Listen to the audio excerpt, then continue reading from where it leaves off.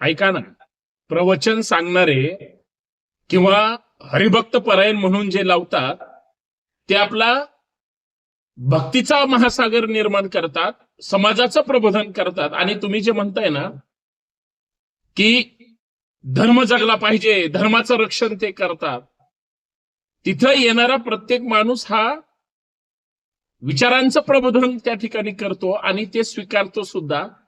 आणि तुम्ही ज्याला स्वतःला जर धर्मरक्षक म्हणत असाल तर मग तुम्ही आम्ही नथुराम गोडसे व्हायला तयार आहे असं म्हणणं म्हणजे तुम्ही ज्या विचाराचं समर्थन करताय त्याचा आणि संत परंपरेचा संबंध आहे. अजून दुसरी गोष्ट, कुठलाही वारकरी संप्रदायातला माणूस, मग तो प्रवचन सांगणारा असू द्या किंवा साधा वारकरी असू द्या, एक गोष्ट लक्षात घ्या, माझा ऐका, की तो माणूस कधीही कुठल्याही राजकीय पक्षाचं नेत्याचं अजिबात समर्थन करत नाही.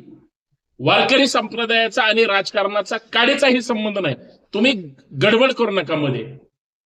आता जो राजकीय अभिनिवेश डोक्यात ठेवून जो काम करतोय ना, तो या वारकरी संप्रदायाचं भांडवल करून धर्माच्या नावावर ही जागृत असलेली लोक आपल्याकडे ओढायची आणि त्याला आपल्या विचारायचं करायचं आणि त्याला हिंदुत्व म्हणायचं.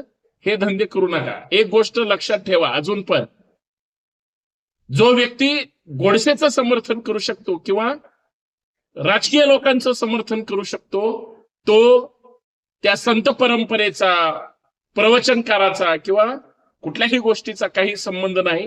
जाणीवपूर्वक तुम्ही वाद धर्माकडे घेऊन जाताय, तुम्ही वाद राजकीय भांडवल म्हणून करताय आणि तुम्ही धर्मरक्षक म्हणताय, प्रवचनकार म्हणताय. हे थोतांड आहे आणि याचं समर्थन नाही होणार, निषेधच होणार. पण ज्या कुठल्या वारकऱ्याला किंवा प्रवचन करणाऱ्याला त्याच्या कार्यक्रमामध्ये जर कोण विरोध करत असेल तर हे साफ चुकीचं, या मताचा मी आहे.